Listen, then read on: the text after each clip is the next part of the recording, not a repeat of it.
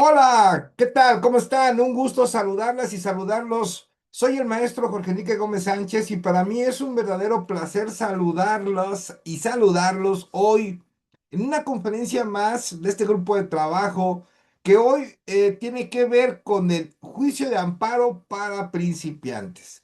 Y bueno, el tema de hoy que vamos a ver es muy importante porque tiene que ver con la procedencia. En este caso, el tema de hoy es improcedencia. Vamos a revisar cuáles son las figuras jurídicas cuando no da cabida el juicio de amparo y bueno, muchas cuestiones que lo vamos a ver desde un punto de vista para principiantes. Imagínense ustedes que regresamos a nuestras clases en la universidad de la materia de juicio de amparo, pues bueno, vamos a verlo de esa naturaleza, de la manera más sencilla. Todos aquí somos principiantes, incluyendo su servidor.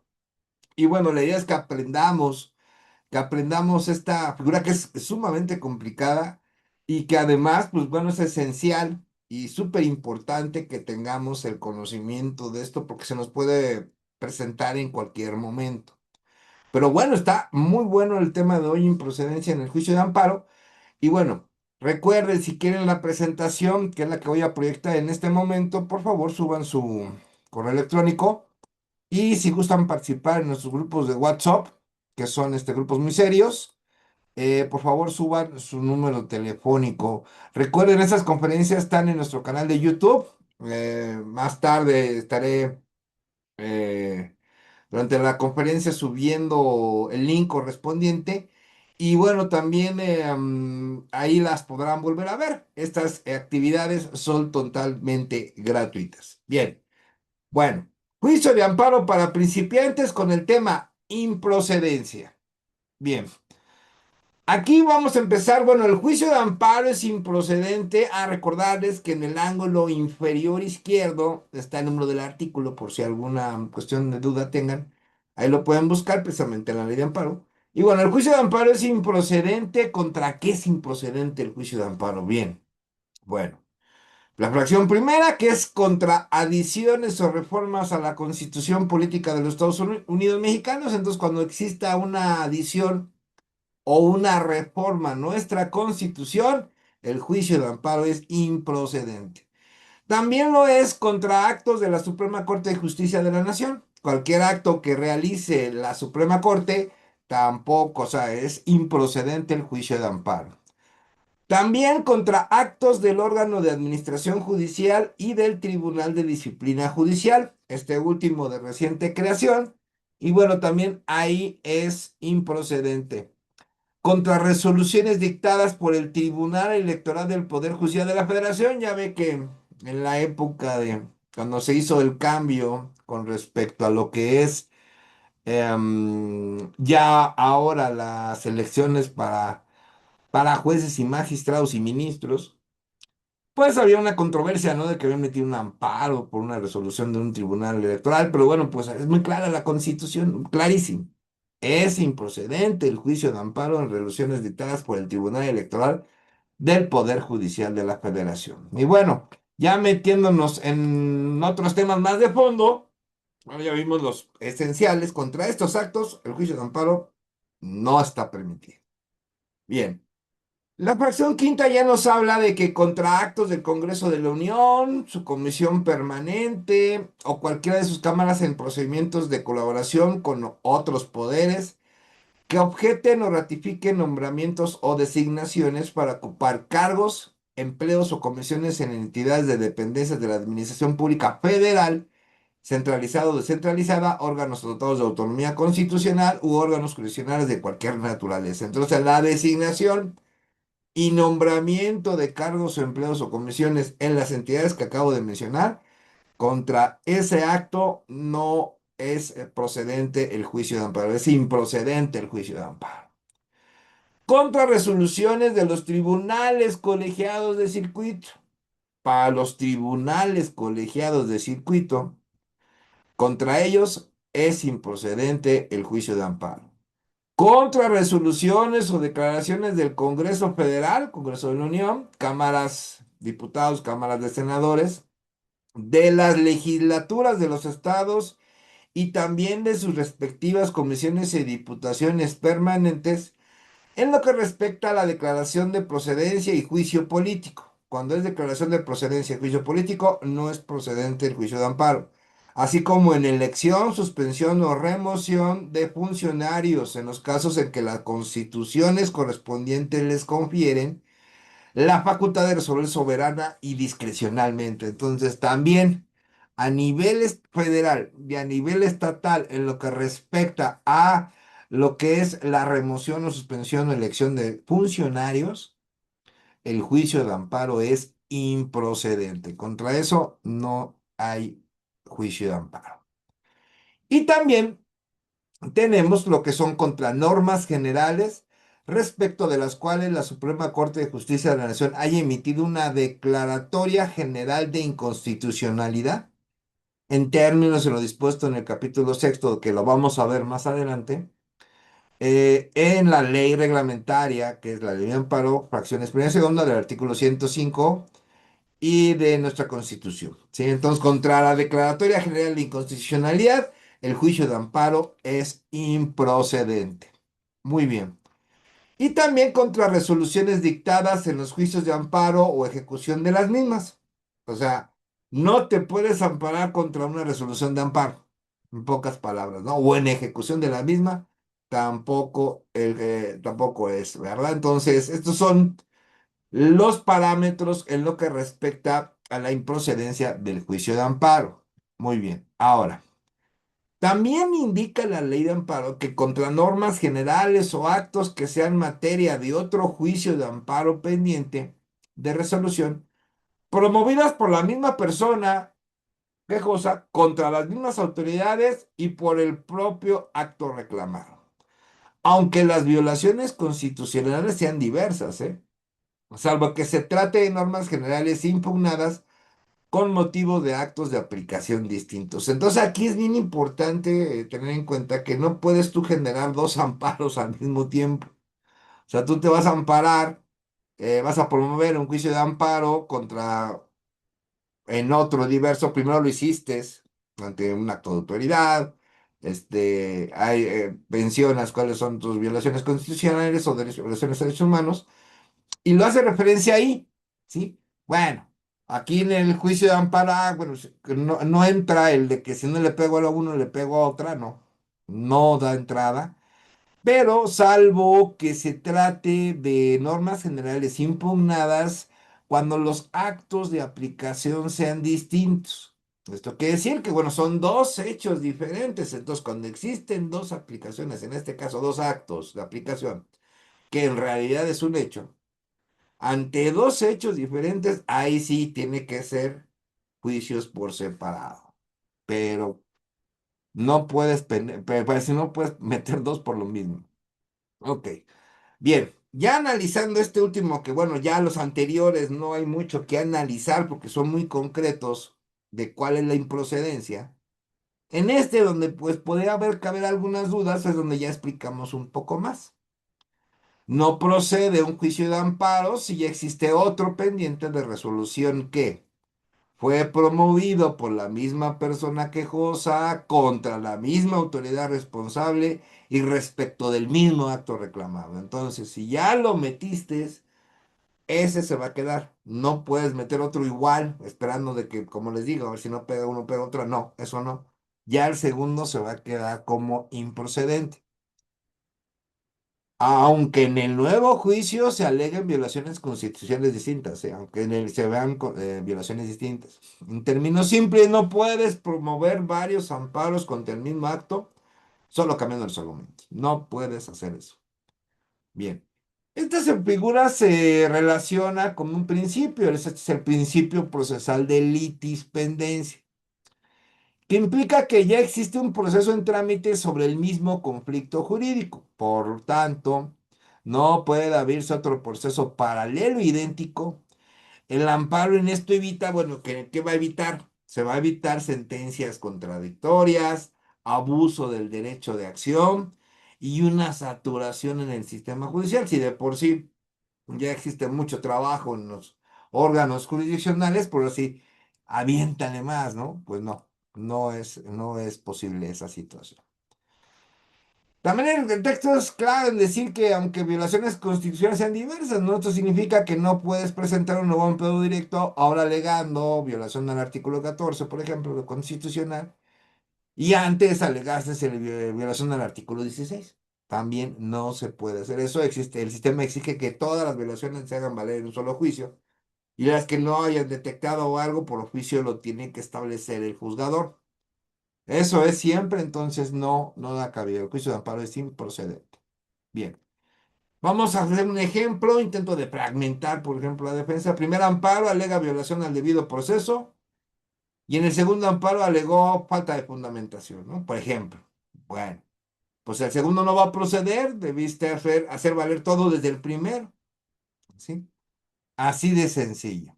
Por eso es muy importante que cuando ustedes ya entren en materia de juicio de amparo o tengan ya un caso en el cual van a meter un juicio de amparo, sea amparo directo o indirecto, metan todas las violaciones que ustedes crean, ¿no? Obviamente se van a tener que meter los conceptos de violación, todo esto, pero metan todo. O sea, aquí no se guarden nada, sino simplemente ya el órgano jurisdiccional determina cuáles proceden, qué cosas proceden y cuáles no.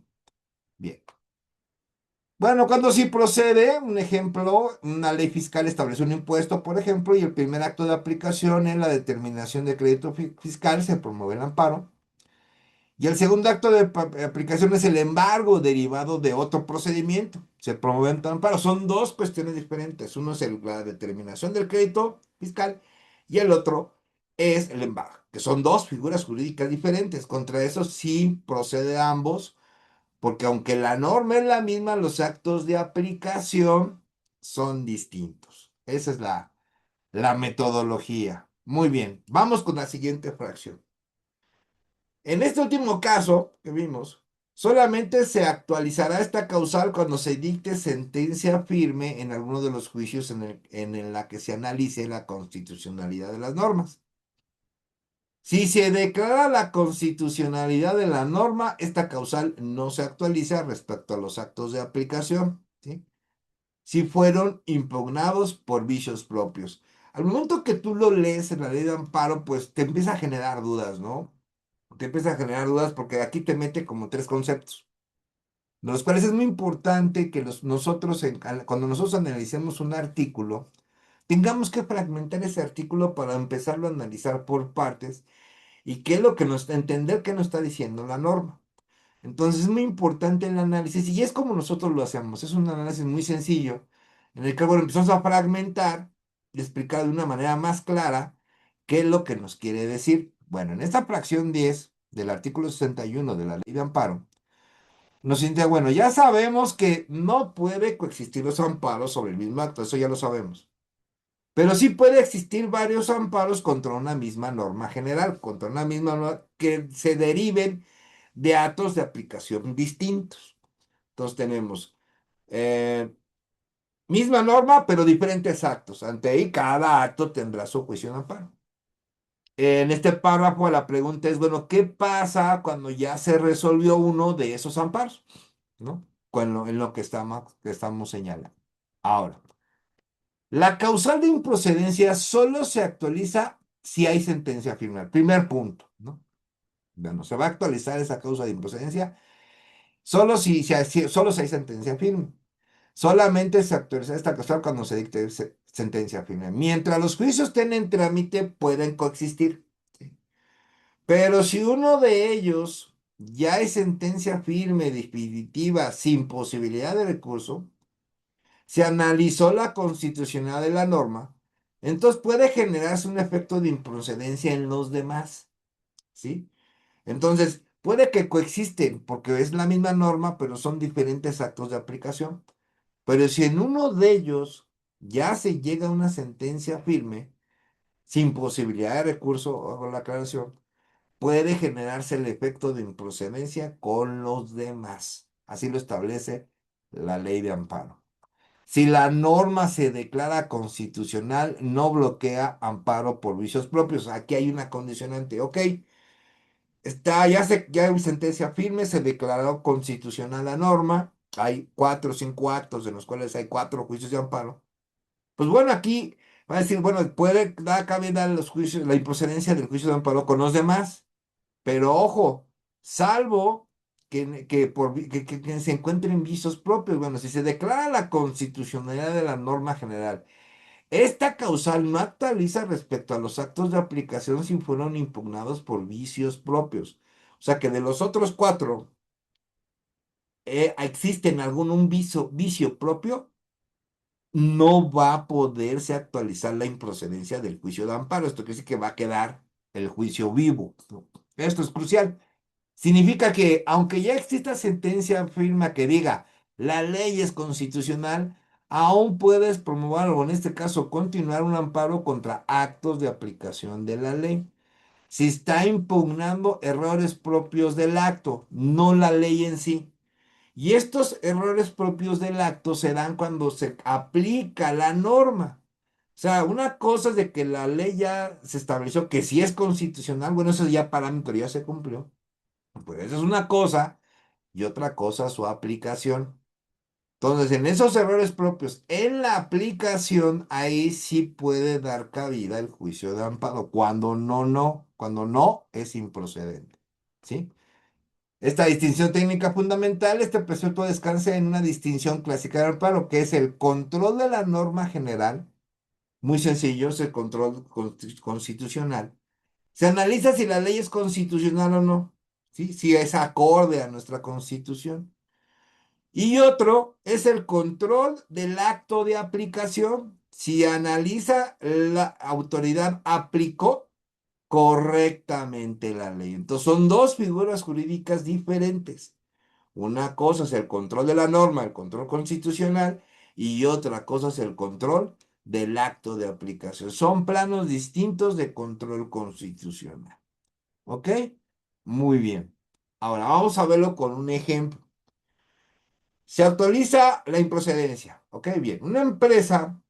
Fíjense, una empresa promueve un amparo contra una ley fiscal alegando que es inconstitucional. ¿Sí? Los ejemplos que ponemos son súper mega generales, no son no son específicos. El juicio resuelve con sentencia firme que la ley es inconstitucional. O sea, determina que es inconstitucional. Luego intenta promover otro amparo contra la misma ley por el mismo motivo. ¿Sí? Resultado, si se actualiza la causal de improcedencia, porque ya hay una sentencia firme sobre la constitucionalidad de la norma. Entonces, si alguna norma en la cual tú estás solicitando que sea inconstitucional, pero ya hubo una anterior, de la cual la autoridad jurisdiccional estableció que es inconstitucional o constitucional, ya así se actualiza un juicio se actualiza la improcedencia del juicio de amparo. ¿Sí? Entonces ya hubo una resolución, ya determinaron que sí es constitucional, que es inconstitucional, digamos, ya lo determinaron. No puedes poder volver a pedir lo mismo. ¿Ok? Muy bien. Ejemplo 2. Se prohíbe amparo contra una ley. La sentencia firme determina que es una ley constitucional. ¿Ok? Se promueve amparo contra un acto de aplicación, ejemplo, una multa basada en esa ley. Pero se alega vicios propios del acto, ¿no? Como falta de fundamentación, indebida motivación, errores en el procedimiento, ¿no? Cualquier vicio propio que se estableció, o bueno, se generó al momento de la aplicación de la ley. Bien. El resultado, pues ahí sí el amparo sí procede porque no está cuestionando la ley, sino cómo se aplicó. Ahí sí va a ser procedente el juicio de amparo. Bien, pues vamos ahora a lo que es la fracción 11 y 12, que están en el artículo 61 de la ley de amparo. Contra normas generales o actos que se hayan sido materia de una ejecución en otro juicio de amparo en los términos de la fracción anterior. Ok, entonces es improcedente contra normas generales o actos que hayan sido materia de ejecución en otro juicio. Pocas palabras, lo que ya vimos. Contra actos que afecten los intereses jurídicos o legítimos de la persona quejosa. Contra actos que no afecten los intereses jurídicos o legítimos de la persona en términos establecidos de la fracción 1 del artículo 5, que ya vimos. Y contra normas generales que requieran un acto de aplicación posterior al inicio de su vigencia. ¿Sí? Entonces, ¿cuándo es improcedente en esta fracción 12? ¿Cuándo es improcedente el juicio de amparo? Uno, que el acto no afecte intereses jurídicos o legítimos de la persona quejosa. Cuando se mete el escrito inicial, por ejemplo, y al momento que recibe el juzgador del distrito dice, espérame, aquel acto no afecta a los intereses jurídicos y legítimos de la persona, es improcedente el juicio de amparo. Y también contra normas generales que requieran de un acto de aplicación posterior al inicio de su vigencia. O sea, se crea la ley, se genera, ya está vigente, pero se va a necesitar hasta que exista un acto de aplicación para que dé inicio su vigencia. Entonces, antes de su vigencia, no puede haber un juicio de amparo. Esa es otra de la que señala. Bien, lo vamos a explicar todavía aún más. Y sobre todo, entender qué es interés jurídico y interés legítimo, que es también todo un tema, todo un temazo. Yo creo que nos tardaríamos hablando de interés jurídico y legítimo toda la semana, pero ahorita lo vamos a explicar de una manera muy general. Bien. El juicio de amparo solo procede si el quejoso resiste una afectación personal, ¿m? Ya sea a un interés jurídico o a un interés legítimo. Si no existe afectación, el amparo es improcedente. Pero vamos a hablar, bueno, sí, me estás diciendo que hay una afectación personal, un interés jurídico y un interés legítimo. Pero ¿qué es el interés jurídico y qué es el interés legítimo? Bien, ¿qué es el interés jurídico?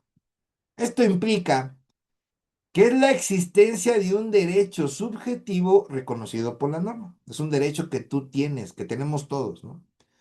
Que ha sido directamente vulnerado por la autoridad. Entonces, hay una norma que nos dice, tú tienes este derecho, ¿sí? Pero hubo un acto de la autoridad que vulneró ese derecho. Bien, ejemplo, te imponen una multa, afecta tu matrimonio porque tienes que pagar una cierta cantidad. Ahí existe una relación directa entre el acto y tu derecho, que es el derecho al patrimonio, ¿sí? Entonces, ese acto pues se va a impugnar, digamos, en el juicio de amparo, porque está violentando tu derecho subjetivo, porque está violentando, está siendo vulnerado por la autoridad. A esto se le llama interés jurídico, es un derecho reconocido por la norma, pero que cuando fue vulnerado fue de manera directa, directa a ti como persona o como empresa, ¿no? Bien, ahora, ¿qué es el interés legítimo? Fíjense, es una situación jurídica personal que puede ser individual o colectiva, calificada como actual, real y jurídicamente relevante. Permite a un particular exigir el cumplimiento de la norma y el control de la legalidad derivado de una afectación que puede ser directa o indirecta en su esfera jurídica. Entonces, el interés jurídico es personal y el interés legítimo se diferencia de que esa afectación también puede ser directa, pero puede ser indirecta, ¿sí? Puede haber una afectación por algo que te están vulnerando, pero de forma indirecta y además tiene que ser actual, real y jurídicamente relevante para que sea considerado como interés legítimo, ¿sí? Eso es importante.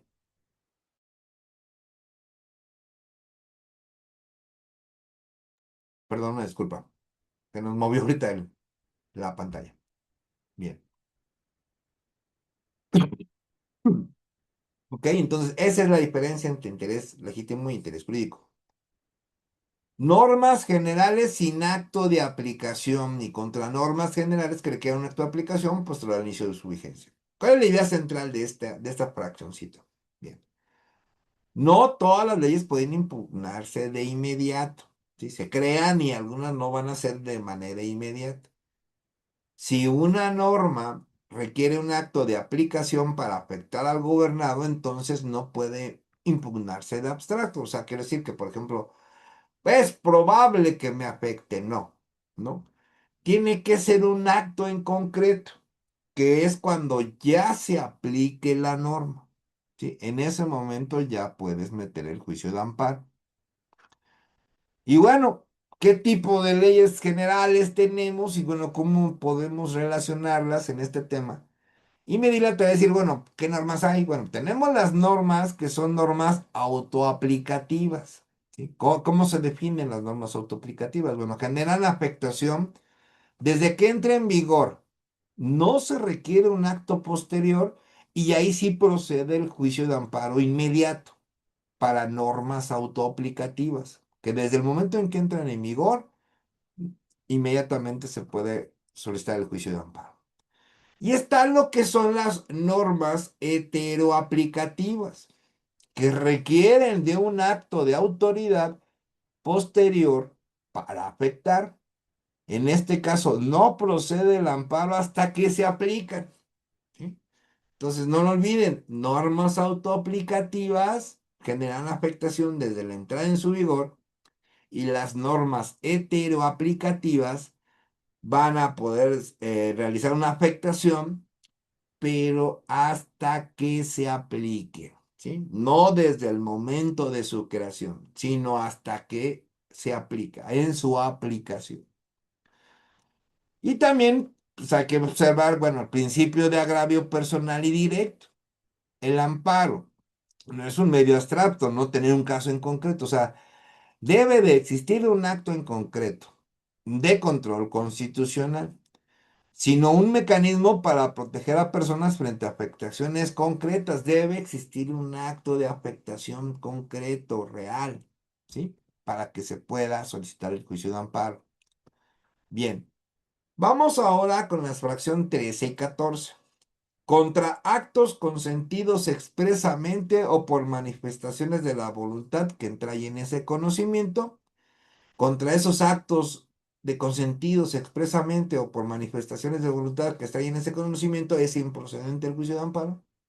Contra normas generales o actos consentidos tácitamente, entendiéndose tales aquellos contra los que no se promueva el juicio de amparo dentro de los plazos. ¿Sí? Que recordar, el término general para la presentación de amparo son 15 días. En materia penal son 8 días, ¿sí? Y para lo que es el derecho agrario son creo que 30 días, bueno, más o menos. Si no si me equivoco, una disculpa. Pero bueno, vámonos a lo de los 15 días y 8 años en materia penal. Bien, aquí nos habla que, bueno, es improcedente cuando se cumplen los plazos. O sea, si se te pasa el plazo para prestar el juicio de amparo, es improcedente, ¿no? Pero también contra actos consentidos expresamente o por manifestaciones de voluntad que extrañen ese conocimiento. Bien, vamos a explicarlo de una manera más clara, ¿no? Y también no se entenderá consentida una norma general, a pesar de que siendo impugnable en amparo desde el momento de la iniciación de su vigencia, no se haya reclamado, sino solo en caso de que tampoco se haya promovido amparo contra el primer acto de su aplicación en perjuicio de la persona quejosa, ¿no? Entonces, es muy importante esto que señala el juicio de amparo. No se va a entender consentida una norma general. O sea, no se va a tener como consentida, como lo señala la fracción anterior. A pesar de que siendo impugnable en amparo, desde el momento de su iniciación, de su vigencia, no se haya reclamado, sino solo en el caso de que tampoco se haya promovido el amparo contra el primer acto de aplicación en perjuicio de la persona quejosa. Lo vemos un poco complicado, porque son aquí en ese párrafo, ese es un problema del amparo, porque hagan de cuenta que en un párrafo te dice como tres clasificaciones, o sea, tres condicionantes, digamos así. Entonces hay que desmenuzarlo para poderlo entender. Y ahorita más adelante lo vamos a ver para que sea más claro. Primero, vamos a revisar. Contra actos consentidos expresamente o por manifestaciones de voluntad que extrañen ese conocimiento. Bueno, ¿de qué estamos hablando? Bueno, esto significa que si el gobernado acepta el acto de autoridad de manera clara, voluntaria y consciente, lo acepta, ¿sí? Pierde el derecho de impugnarlo en amparo. Es improcedente el juicio de amparo cuando hay actos consentidos. Bien.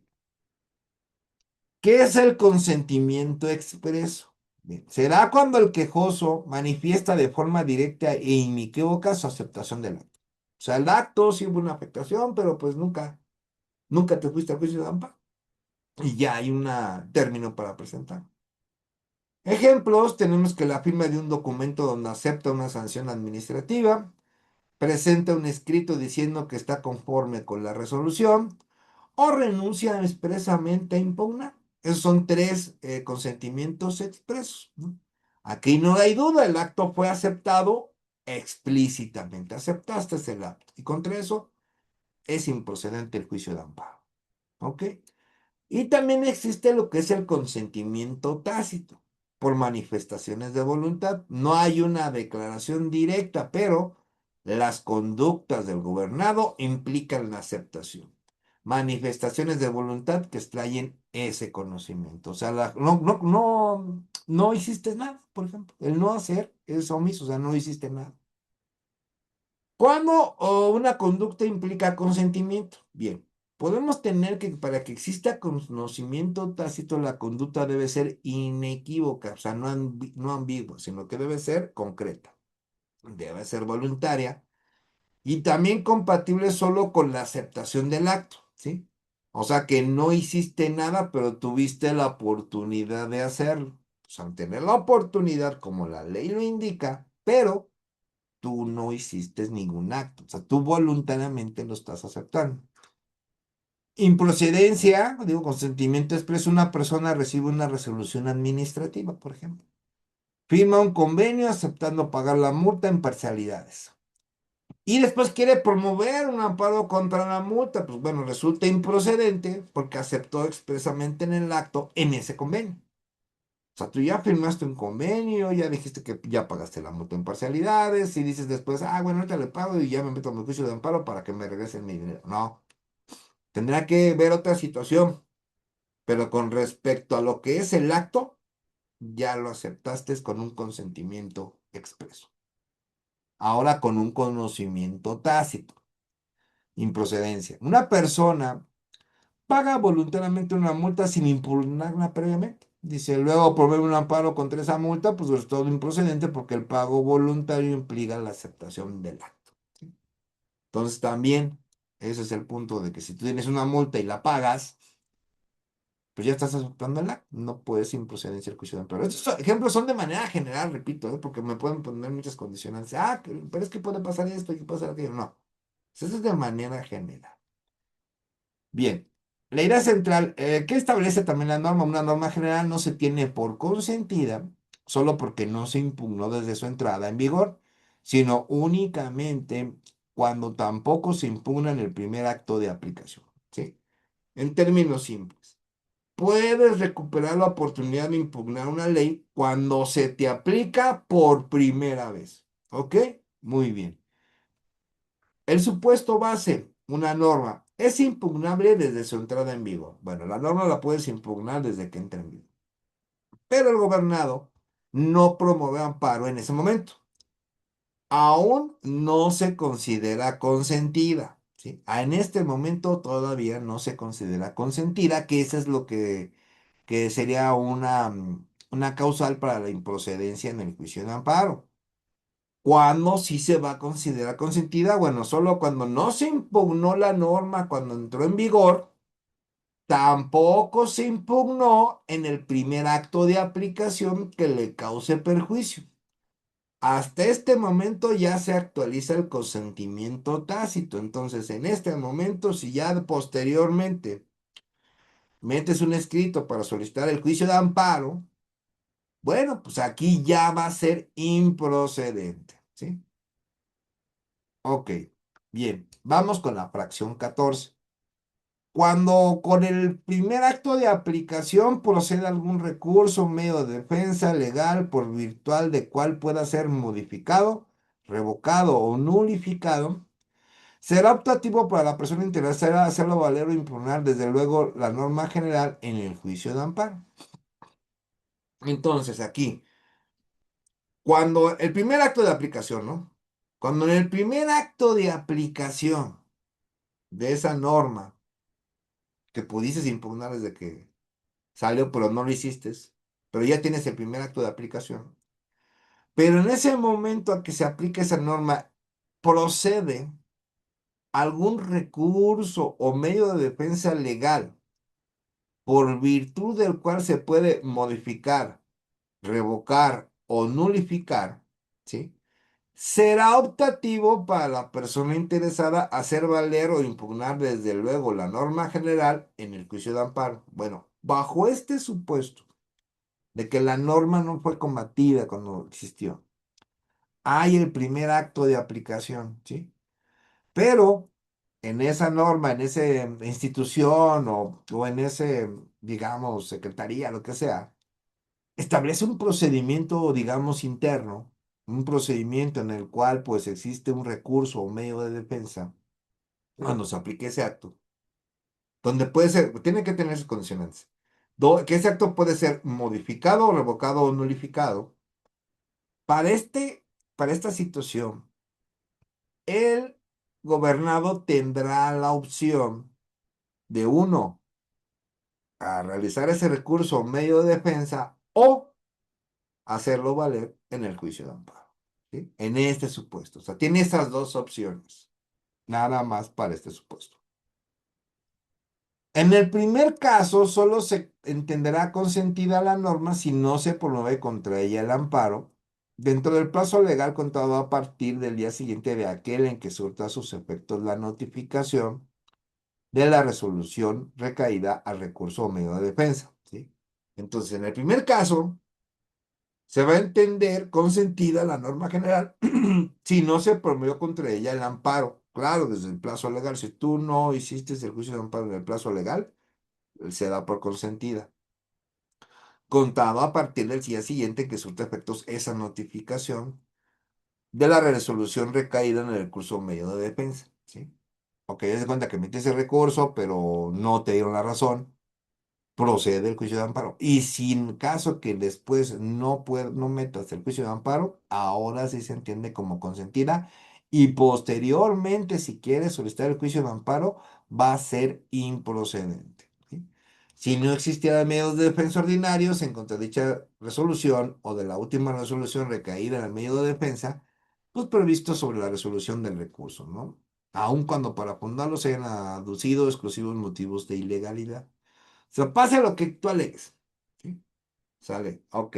Si en contra de dicha resolución procede el amparo directo, deberá estarse en lo dispuesto de la capítulo. Tendrás que verlo, ¿no? Ya más adelante veremos, bueno, cuándo se puede un amparo indirecto, cuándo se puede un amparo indirecto y un amparo directo. ¿Ok? Bien. Bueno, vamos a explicarlo de una manera más clara, ¿sí?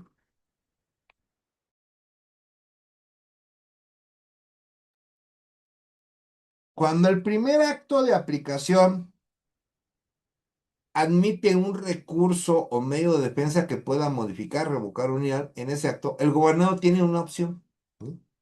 Tiene las siguientes opciones. Ir directamente al amparo contra la norma general, ¿sí? O agotar el medio de defensa ordinario y después, en su caso, acudir al amparo.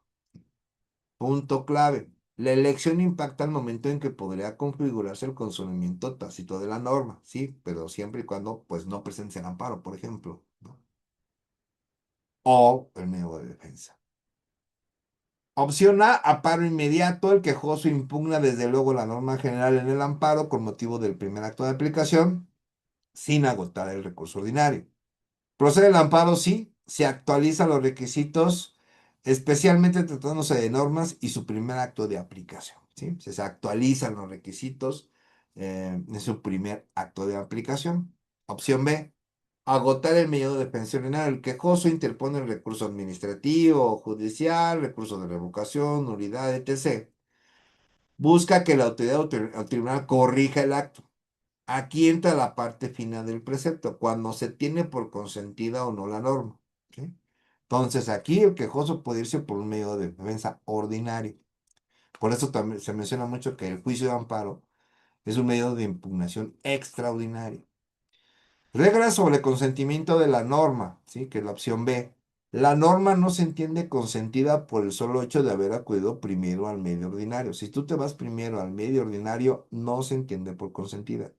Solo se va a entender como consentida en el supuesto que estamos hablando de la improcedencia del juicio de amparo. Pues no se entenderá consentida si no se promueve el amparo contra la norma dentro del plazo legal, contando a partir del día siguiente de aquel que surta efectos la notificación de qué. Ah, bueno, la notificación del recurso, la resolución del recurso si ya no admite otro medio de defensa y la última resolución dentro de la cadena de medios ordinarios. Es decir, el plazo para impugnar la norma se desplaza hasta que concluya la vía ordinaria. Entonces, si tú te fuiste a un recurso ordinario para poder resolver tu conflicto jurídico, pero no te da la razón, al momento en que a ti te notifiquen en el cual se establece el acto y que no fue violatorio y que sí fue legal y todo, sí te dicen eso, ¿no? Bueno, pues tienes tu plazo de 15 días para poder irte al juicio de amparo. Y en el caso de que no lo realices, se toma como consentida. ¿Esto qué pasa? Es que si después en 1, 2, 3 meses quieres solicitar el juicio de amparo, pues te van a decir que es improcedente, porque ya fue consentido, ¿sí? Ejemplo uno, digo, se emite una multa con base en una ley, existe un recurso administrativo, el gobernado decide no interponer el recurso, promover amparo directamente con la ley. Son cualquiera de las dos. Resultado, el amparo puede proceder según sea el caso. Ejemplo 2, agota el recurso y luego el amparo. Se impone un crédito fiscal, primer acto de aplicación, el contribuyente interpone el recurso de revocación, la autoridad confirma el acto, el contribuyente promueve amparo dentro de los 15 días desde la notificación, no hay consentimiento de la norma y el amparo procede, ¿sí? Pero si te pasas de esos 15 días, la FIA se convierte en consentida y posteriormente, si quieres solicitar un juicio de amparo, será improcedente. Ok. Ejemplo 3, si hay consentimiento, mismo caso anterior, pero el consentimiento agota el recurso, recibe la resolución final y no promueve el amparo dentro del plazo. La norma se tiene como consentida tácitamente y ya lo que explicaba. Ahora, aun cuando para fundarlos se haya aducido exclusivamente motivos de legalidad, dice, esto significa que aunque los recursos ordinarios solo alegues violaciones legales y no constitucionales, no pierdes el derecho de posteriormente promover el amparo. Y ahora sí, alegar inconstitucionalidad de la norma. Entonces, tienes la posibilidad de juicio de amparo en el cual también puedes hablar de la inconstitucionalidad de la norma. ¿Ok? Cuando el primer acto de aplicación de una norma general admite un medio de defensa ordinario eficaz, el gobernado puede optar entre promover directamente el juicio de amparo o agotar dicho medio. En este último supuesto, la norma no se tendrá por consentida, sino hasta que, concluida la instancia ordinaria, no se promueva el amparo dentro del plazo legal, contando a partir de la notificación de la resolución definitiva, incluso si la vía ordinaria solo se hiciera valer argumentos de legalidad. Esto es en contexto todo lo que acabamos de ver en esta sección, ¿sí?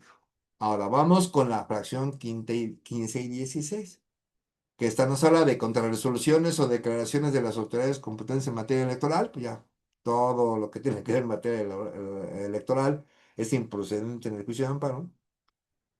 Contra actos consumados de modo irreparable, ¿sí? Entonces aquí ya se nos pone más interesante, porque ahora, bueno, ya vimos el consentimiento tácito, el consentimiento en las fracciones anteriores. Pues ahora vamos a hablar de actos consumados de modo irreparable y bueno, pues suena bonito, ¿no? Se entiende como modo irreparable, es algo que no se puede componer, ¿no? Algo que no se puede arreglar. Pero ¿cómo lo explicamos jurídicamente? Y es por eso de estas conferencias. Bien, en ese momento vamos a tener nuestro pequeño break, unos minutitos nada más para ir por un cafecito, por un pancito, por lo que ustedes gusten. Y ahorita en unos minutos continuamos con la sesión, con este tema que va a ser el tema de contratos consumados de modo irreparable, ¿sí? Y ahorita lo vamos a ver con mayor, a mayor detalle, ¿ok? Bien, en un momento, no recuerden subir su correo electrónico si quieren copiar la presentación y si quieren pertenecer a grupos vampiro jurídicos de WhatsApp, por favor suban su número telefónico. No me despido, en unos momentos nos vemos.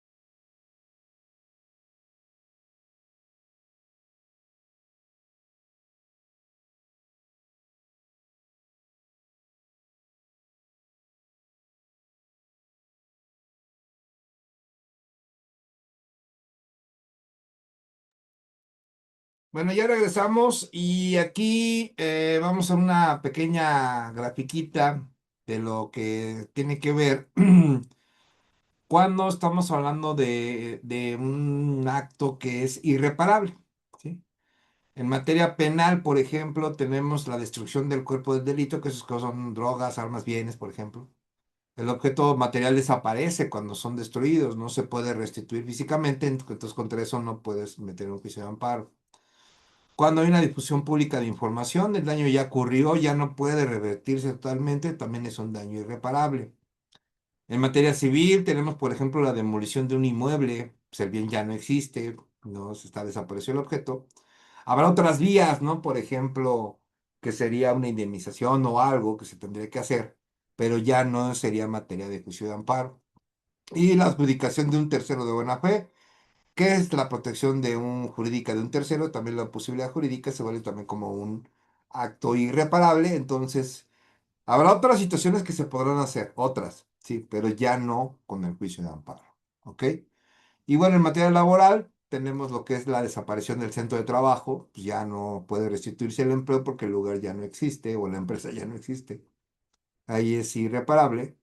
Y o el fallecimiento del trabajador, que es como es un derecho personal extinguido, pues ya es imposible jurídicamente hablar de un acto que sea reparable, ya es irreparable, entonces tendrá que hacer otras vías, vuelvo a repetir, otras cuestiones legales, pero ya no tienen que ver con el juicio de amparo.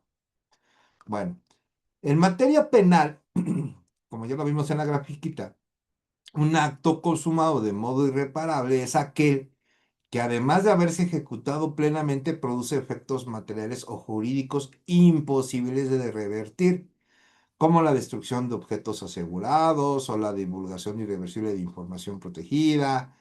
En cambio, actos como la detención o el proceso pues pueden ser reparables y por tanto susceptibles del control mediante el juicio de amparo, ¿sí?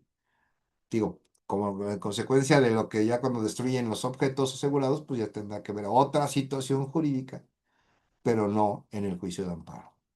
En materia civil, un acto consumado de modo irreparable es aquel que ha producido efectos definitivos imposibles de revertir, ¿no? Como la destrucción de un bien o la transmisión de una propiedad a un tercero de buena fe. De modo que el juicio de amparo no puede cumplir su finalidad, que es restituir, o sea, no puede restituir algo que ya no existe. Y en materia laboral, pues un acto consumado de modo irreparable es aquel que ha producido actos definitivos imposibles de revertir, como la desaparición del centro de trabajo, como ya lo vimos, o la imposibilidad material de la reinstalación por causas sobrevenidas, lo que impide que el juicio de amparo cumplir su función igual restitutoria. Muy bien, ¿sí? Bien. Ahora vamos con otra fracción, con las fracciones que se tienen que ver con la improcedencia del juicio de amparo. Y bueno, tenemos lo que son los contraactos emanados de un procedimiento judicial o de un procedimiento administrativo seguido de juicio, cuando por virtud del cambio de situación jurídica en el mismo también tenga que ver con considerarse consumadas irreparablemente las violaciones reclamadas en el procedimiento respectivo por no decidirse en tal procedimiento sin afectar una nueva situación jurídica. ¿Ok? Entonces lo mismo, hablamos de actos irreparables. Cuando el amparo indirecto, fíjense en este, que es este es bien interesante. Fíjense. Cuando el amparo indirecto, estamos hablando del amparo indirecto, primero nos centramos en el amparo indirecto. Se reclaman violaciones a los artículos 19 o 20 de nuestra Constitución. Solamente la sentencia de primera instancia hará que se consideren irreparablemente consumadas las violaciones para los efectos de la improcedencia prevista en este precepto. Fíjense. Número uno, amparo indirecto, ¿no? Ya veremos más adelante cuándo se aplica el amparo directo. En términos generales, el amparo directo va sobre resoluciones que no dan concluido un juicio. O sea, todavía no se acaba el juicio. Pero en ese amparo indirecto, si reclamas violaciones al artículo 19 y 20 constitucional, que ahorita más adelante lo vamos a analizar, solamente la sentencia de primera instancia se considerarán irreparables, consumadas las violaciones para los efectos de improcedencia. Entonces, si es irreparable, acuérdense, el juicio de amparo es improcedente. Pero vamos a ver este punto particular porque tiene muchas aristas. Fíjense. Bueno, ahorita más adelante. La autoridad judicial que conozca del proceso penal suspenderá en estos casos el procedimiento a lo que corresponda a la persona quejosa y una vez concluida la etapa intermedia y hasta que sea notificada la resolución que recaiga en el juicio de amparo pendiente. Entonces se va a establecer una suspensión en la etapa intermedia. Esto para los que somos penalistas. Ok, bueno, vamos a ver poquito a poquito para que vean cómo está esta situación y las consecuencias que contrae en un juicio de amparo indirecto. Bien.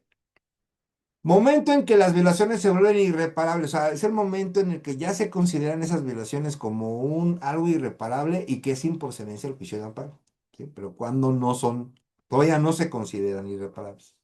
Bien. El artículo menciona que solo la sentencia de primera instancia hace que las violaciones a los artículos 19 y 20 constitucionales se consideren irreparables consumadas, ¿sí? Es decir, antes de la sentencia, las violaciones son reparables. Antes de la sentencia, ¿sí? Procede el amparo, ¿sí?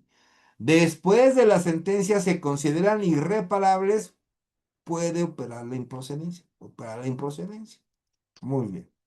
Ahora, ¿qué pasa con la suspensión del procedimiento penal? Pues mientras se resuelve el amparo, se va a generar una suspensión. Si se va al juicio de amparo indirecto, se suspende. El juez penal debe suspender el procedimiento después de la etapa intermedia. La etapa intermedia concluye con el auto de apertura a juicio, ¿sí? Es cuando ya va a iniciar el juicio oral. Entonces, en el juicio, es más, en el mismo juicio oral, se puede ingresar un amparo indirecto, ¿sí? Entonces, si hubo violaciones al artículo 19 y 20 constitucional. Bien. Bueno, ¿qué protege el artículo 19 y 20 de nuestra Constitución? De forma general les platico que el 19 habla del control de la detención y de la vinculación al proceso. Y el 20 de los derechos del imputado. Debido proceso es un ejemplo. Pero el 20 nos habla de todos los derechos del imputado, o puede ser también los derechos de la víctima, ¿sí? Ejemplos de violaciones que pueden decir. Puede existir una defensa adecuada, presunción de inocencia, debido proceso, legalidad de la detención, en los supuestos de que hubo violaciones en estas figuras que les acabo de comentar. Muy bien. Este artículo rompe parcialmente la general del acto consumado posible improcedencia, no establece una excepción. En materia penal, las violaciones procesales no se consideran irreparables inmediatamente porque pueden corregirse durante el proceso, ¿ok? Entonces, ¿cuándo se van a considerar irreparables? Cuando exista la sentencia de la primera instancia en materia penal. Pero mientras no exista una sentencia, da cabida al juicio de amparo indirecto, ¿sí?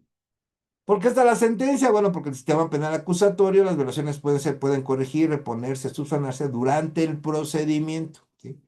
Pero una vez dictada la sentencia, el proceso se cierra y las violaciones se consolidan. Aunque haya habido violaciones, ¿eh? Aunque con eso. Ya después, por ejemplo, ya no amparo directo a las salas valer. Pero, por ejemplo, en las violaciones, en lo que es en el procedimiento, ahí queda.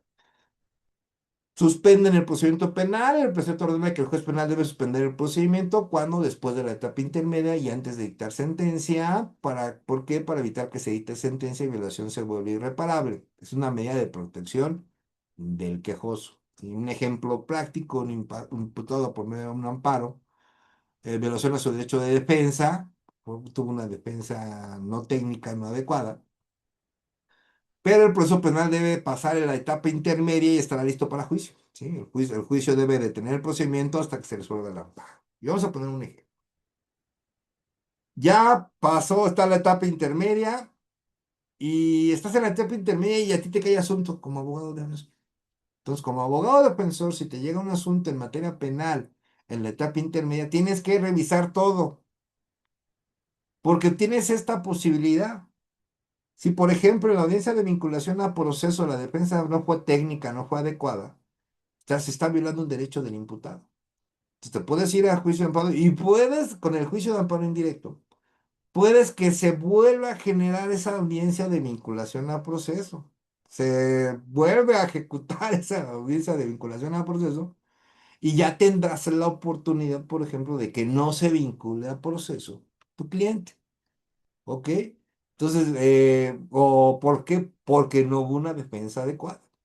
Entonces, es muy importante esto que tengamos en cuenta, porque, por ejemplo, nosotros que somos penalistas, nos llega un asunto de esta naturaleza, como yo les platico, tienes que revisar todo, tienes que revisar las audiencias, tienes que revisar todo para que en el momento en que se abra el auto de apertura a juicio, levanten la mano con el juicio de amparo. Claro, si tiene las condiciones, obviamente, y obviamente tendrías que platicarlo con tu cliente porque esto retrasa.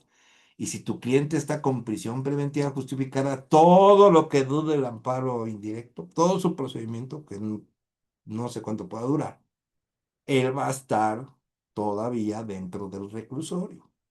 Entonces es muy importante, o si te conviene irte a juicio también. Porque acuérdense, con el auto de apertura a juicio oral se acabó el acuerdo reparatorio, se acabó la suspensión condicional del proceso y se acabó el procedimiento abreviado.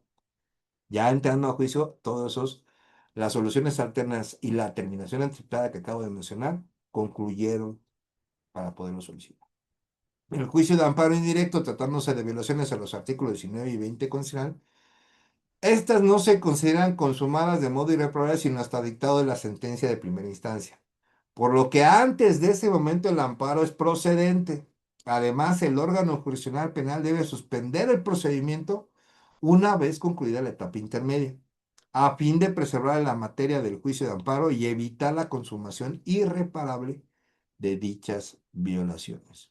Bien, eso es muy importante, por eso este tema es bien interesante. Y bueno, contra las resoluciones de tribunales judiciales, administrativos o del trabajo, respecto de los cuales se conceda a la ley ordinaria algún recurso o medio de defensa dentro del procedimiento, por virtud del cual pueden ser modificadas, revocadas o nulificadas. Bueno, este es el principio de definitividad. Aquí, muy clara la ley de amparo, dice, ¿sabes qué? Si tú tuviste un medio de recurso o medio de defensa ordinario y no lo aplicaste, el juicio de amparo es improcedente. Esto quiere decir, si no metiste la apelación, ¿no? Por ejemplo, o el recurso al medio de defensa que establezca la ley respectiva, y no lo hiciste, y a cual ese medio de defensa pueda modificar, revocar o nulificar, tiene que cumplir esas tres características. Pues, ¿qué creen? El juicio de amparo es improcedente. Rápido, si no metiste la apelación, es improcedente el juicio de amparo. Pero ojo, vamos a ver qué más nos dice la ley de amparo. Se exceptúa de lo anterior. O sea, hay una excepción, o sea, no en todos aplica, ¿no? En cuáles no aplica el principio de definitividad. Aquí les va. Fracción con el apartado A. Cuando sean actos que importen peligro de privación de la vida, ataques de la libertad personal, fuera de procedimiento, incomunicación, deportación o expulsión, proscripción o destierro, extradición, desaparición forzada de personas o algunos de los prohibidos por el artículo 22 de nuestra Constitución, así como la incorporación forzada al ejército. Entonces vamos a analizar ahorita cuáles son las excepciones que no cumple con el principio de definitividad. Uno, actos, primero, todos son actos, peligro de privación de la vida. Ese es uno. Contra ese acto, el principio de definitividad, bye bye. Ataques a la libertad personal fuera de procedimiento, ¿sí? Esto quiere decir, si está fuera de procedimiento y hay un ataque a la libertad personal, por ejemplo, lo detuvieron, pero pues no le han dicho dónde está, no está registrado, no lo pusieron en el Registro Nacional de Detenciones, cuestiones así, el amparo entra sin ningún principio de definición. La incomunicación, vas al Ministerio Público y ni siquiera te dejan hablar con él, metes tu juicio de amparo indirecto por incomunicación. Deportación o expulsión, también, proscripción o destierro, extradición, desaparición forzada y, y los prohibidos en el artículo 23, ¿no? Bueno, todos los que acabamos de mencionar. Bien. B. Cuando el acto reclamado consiste en órdenes de aprehensión o reaprehensión, no hay principio de definitividad. Es directamente el juicio de amparo indirecto. Autos que establezcan providencias precautorias o impongan medidas cautelares restrictivas de la libertad. ¿Sí? En este caso, no es necesario, por ejemplo, tienes una medida cautelar de privación preventiva justificada, que tengas que ir primero a la apelación para poderla quitar, sino que inmediatamente, como es una medida cautelar restrictiva de la libertad, no hay principio de definitividad y te vas directamente al juicio de amparo indirecto, ¿sí? Resoluciones que nieguen la libertad bajo caución, bueno, eso ya no, ese término debe estar en lo quitado, pero bueno. O que, bueno, en algunos casos puede existir en la República. O que establezcan los requisitos para su disfrute, ¿no? Resolución que dicte sobre el incidente de desvanecimiento de datos, también. Orden de arresto o cualquier otro que afecte la libertad personal de la persona quejosa, siempre que no se trate de sentencia definitiva en el proceso penal. Ya cuando es una sentencia definitiva en el proceso penal, tendrás que atender lo que es la apelación. ¿Sí? Y bueno, orden de arresto, cualquier otra que afecte la libertad personal de la persona quejosa, ¿no? Siempre que no se trate de sentencia definitiva. C. Cuando se trate de persona extraña al procedimiento, tampoco aplica el principio de definitividad. Y cuando se trate del auto de vinculación a proceso. ¿Ok? Entonces aquí hay que poner atención porque este principio de la vinculación a proceso sí puedes apelarla. Entonces, por ejemplo, ya se vinculó a proceso, estás en investigación complementaria, ya se pasaron los 15 días, obviamente. Y dices, bueno, pues si ya se pasó, ya no puedo meter apelación, ya no puedo, va a ser improcedente por lo que acabamos de ver, pues no. Para el principio de definitividad, el auto de vinculación al proceso no entra. Entonces, tú puedes estar hasta en etapa intermedia y puedes meter un amparo indirecto contra la vinculación al proceso si tú detectas, por ejemplo, si fueron violaciones al artículo, sobre todo al artículo 19 y 20 constitucional. Entonces es importante que lo tengamos en cuenta porque no va a operar la apelación en la vinculación a proceso. Eso para los penalistas. Bien. Cuando se trate de persona extraña al procedimiento, cuando se trate de vinculación al proceso, bueno, repetimos un poco aquí la planilla. Cuando el procedimiento de recurso o medio de defensa se sujete a una interpretación adicional o su fundamento legal sea insuficiente para determinar. La persona quejosa quedará en libertad de interponer dicho recurso o acudir al juicio de amparo, ¿sí? Entonces es importante eso que tenga que ver. Cuando la procedencia del recurso o medio de defensa se ajuste, bueno, pues tendrá esa opción. Yo en lo personal, pues bueno, me apegaría más a irme al juicio de amparo en el después del auto de apertura a juicio. En lo personal. Bien. Cuando se esté tramitando ante los tribunales ordinarios algún recurso o medio de defensa legal propuesto por la persona quejosa, que pueda tener por efecto modificar, revocar o unificar el acto reclamado. Es improcedente el juicio de amparo si tú estás ocupando un medio de defensa eh, en ese momento. ¿Sí? Vamos a poner un ejemplo. Metes la apelación de cualquier juicio. Y al momento que metes, dicen, meto la apelación y también meto el juicio de amparo. No se puede. ¿Sí? Si se dan cuenta el juzgado del distrito que tú estás llevando el recurso de apelación, va a causar improcedencia tu juicio de amparo. Tendrá que acabar primero tu recurso para después irte al medio extraordinario del juicio de amparo. ¿Ok? Entonces no puedes meter los dos al mismo tiempo. También contra actos de autoridad distintas de los tribunales judiciales administrativos o del trabajo que deban ser revisados de oficio. De autoridades distintas, ¿no? Conforme a las leyes que los rijan, proceda contra ellos, algún juicio, recurso o medio de defensa legal, en el cual igual se pueda modificar, revocar o nulificar, siempre que conforme a las leyes se suspendan los efectos de dichos actos de oficio o mediante interposición de juicio. Entonces, por ejemplo, es improcedente el juicio de amparo contra actos de autoridades distintas de tribunales judiciales. Puede haber otras autoridades que realicen actos, ¿no? De exactamente administrativos o del trabajo, ¿sí? Pero deberán ser revisados de oficio y entre ellos de ese recurso medio de defensa siempre deberá existir la suspensión de los efectos y para la interrupción del juicio o recurso y que hagan valer la persona quejosa, ¿no? Con los mismos alcances que prevé esta ley, sin exigir mayores requisitos de la misma para conceder. O sea, debe existir la suspensión, en ese momento, ¿no? Para que se establezca en ese recurso que se aplique. Ni mayor plazo que establezca para el otorgamiento de la suspensión provisional, independientemente de que el acto en sí mismo considerado sea susceptible de ser suspendido de acuerdo con esta ley. Para explicar esto, ahorita lo vamos a ver. Y también no existe obligación de agotarles tales recursos o medios de defensa si el acto reclamado carece de fundamentación, cuando solo se alegue violaciones directas a la Constitución, o cuando el recurso o medio de defensa se encuentre previsto en un reglamento sin que la ley aplicable contemple que existe. ¿Sí? Bueno, fíjense cómo vamos a explicar esto, porque eso es bien interesante y hay que tenerlo muy en cuenta. Sin informe justificado de la autoridad responsable señala la fundamentación y motivación del acto reclamado, ya ahí sí va a operar el principio de definitividad contenido en el párrafo anterior. Bueno, vamos a analizarlo parte por parte para que quede claro. Bien. El amparo es improcedente cuando existen medios ordinarios de defensa que puedan modificar o revocar el acto, ya lo vimos. Pero bueno, van a ser observables esos medios, ¿sí? Pero solo si esos medios son realmente eficaces, ¿no? Especialmente en cuanto a la suspensión de efectos, ¿sí?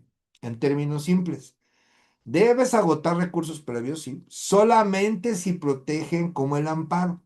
O sea, esos recursos o medios de defensa deben de tener características similares al juicio de amparo, si no, no aplica el principio de definitividad. Entonces, nosotros, por ejemplo, nos llega un asunto administrativo, ¿no? Por ejemplo, no sé, un trabajador lo quitaron de su trabajo, ¿no? O, por ejemplo, un trabajador llega y ¿sabes qué? Pues yo trabajo en la Ciudad de México y ahora me mandaron a Yucatán, ¿no? Me afecta, hay una afectación ahí personal. Bien. Cualquier acto de la autoridad, cualquiera sea municipal, estatal o federal, cuando nosotros tengamos conocimiento de uno y queramos resolverlo, es muy importante revisar la ley orgánica, sus reglamentos de esas instituciones, para poder conocer si existen esos medios. Al momento que exista un medio de defensa, lo tenemos que analizar. ¿Por qué? Porque por lo regular tendríamos que hacer primero ese medio de defensa antes de irnos al juicio de amparo. Ahora, esos medios de defensa también tienen término. Después del acto que se quiera irse a un procedimiento administrativo de tal regulación, tienes 15 días, 10 días, 9 días, ahí te va a indicar cuántos días tienes. El problema es de que tendrás que revisar ese acto porque, por ejemplo, a mí me ha tocado que llegan y me dicen, que tenemos este acto administrativo y todo ese rollo, lo reviso, le digo, bueno, ¿cuándo fue? Ah, fue el año pasado. Adiós. Está consentido. Tenemos ya, no hay un término de un año en los procedimientos administrativos. Pero, por ejemplo, ¿cuándo fue? No, que fue ayer. Ah, ok, ok, perfecto. De volada tienes que checar porque de volada tienes que revisar si ese medio de defensa o ese recurso es parecido al juicio de amparo. Bueno, porque si es parecido, tendrás que irte primero a ese procedimiento antes de irte al juicio de amparo. Y si no, pues te vas al juicio de amparo. Yo, mi recomendación es de que cualquier recurso que sea, aplica el recurso, aplícalo, pero primero hay que revisar la temporalidad. Porque ya hay unos que ya, como les digo, ¿no? Me llegaron uno con un año. No, le dije que esto fue hace un año. No, pues ya es consentido. Ya no se puede ni siquiera ni el recurso ni el medio de defensa y el juicio de amparo, pues mucho menos. ¿Ok?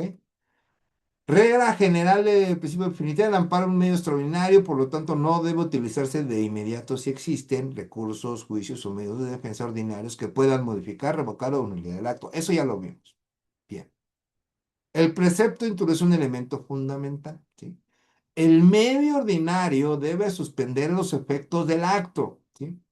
De oficio o al interponerse por el quejoso. Y lo puede hacer por oficio o porque el quejoso ya lo interpuso. Y además, con efectos similares a la suspensión de amparo, sin requisitos más estrictos. O sea, no te pide más, pero no me des menos. O sea, tienes que cumplir con los requisitos que señalan lo que respecta a la suspensión del acto reclamado, que eso ya lo veremos más adelante, con esas características. Si no cumples con esas características, el principio de definitividad no va a operar. ¿Ok? Muy bien. Ejemplo. Si existe un recurso, pero no suspende el acto, exige requisitos excesivos, entonces no está obligado a agotar, puedes ir directamente al amparo. No existe el principio de final, sobre todo si no suspende el acto. Excepciones al principio de definitividad. Bueno, el precepto establece tres excepciones.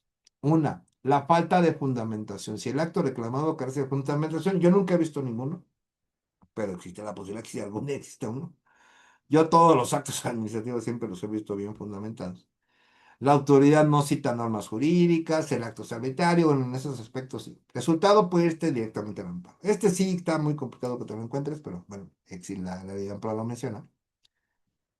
Violaciones directas a la Constitución, bueno, cuando solo se aleguen violaciones directas a nuestra Constitución, violaciones a derechos humanos, obviamente si se viola, puede existir una violación también de derechos humanos, debido proceso, libertad personal, no es obligatorio agotar los medios ordinarios, si hay unas violaciones directas a la Constitución.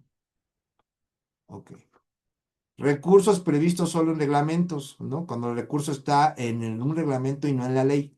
Hay muchas instituciones todas las instituciones tienen su ley orgánica y todas las instituciones tienen su reglamento.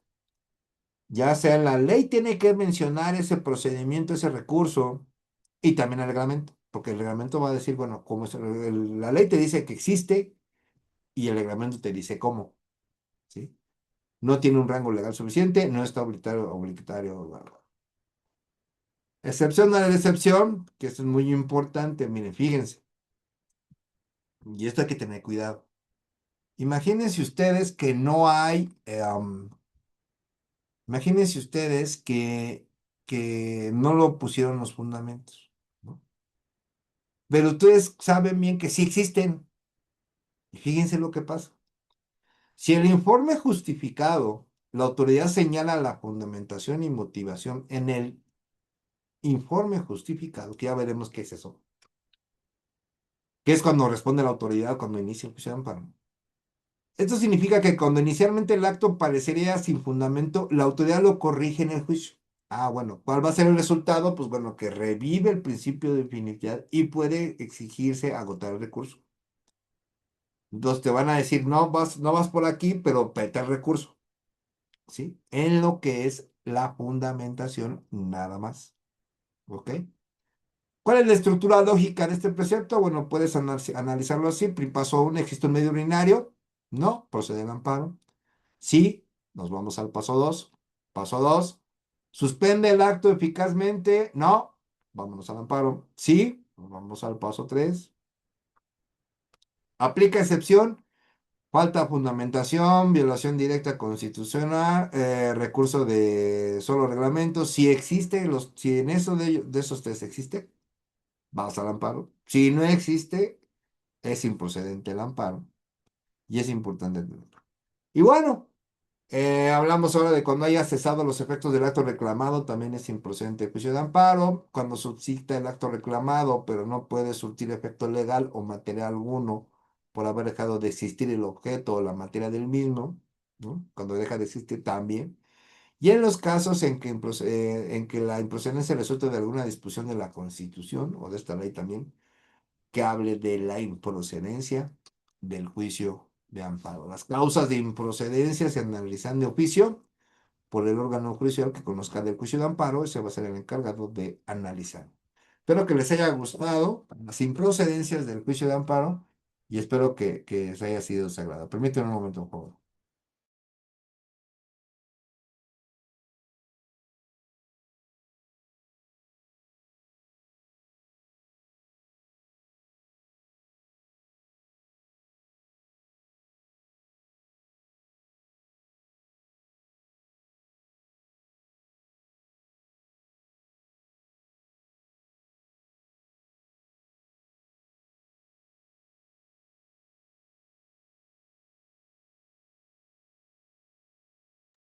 Bien, espero que les haya gustado la conferencia. Va a estar en nuestro canal de YouTube, obviamente. Déjenles mando el link para que lo chequen. Aquí las van a encontrar, este es el canal de YouTube y ahí encuentran todas las conferencias Vampiro, todas las conferencias que se realice. Y ahorita estamos realizando estas de juicio de amparo, espero que les guste. Eh, Obviamente si me mandan su correo voy a enviarles la presentación. Y no, de todos modos nos vamos a ver mañana. Mañana vamos a otra conferencia más de juicio de amparo. Y el viernes también. Viernes también vamos a estar haciendo conferencia seguido. Y bueno, muchísimas gracias. Muchas gracias. Nos vemos en la próxima. Permítame un segundo, por favor.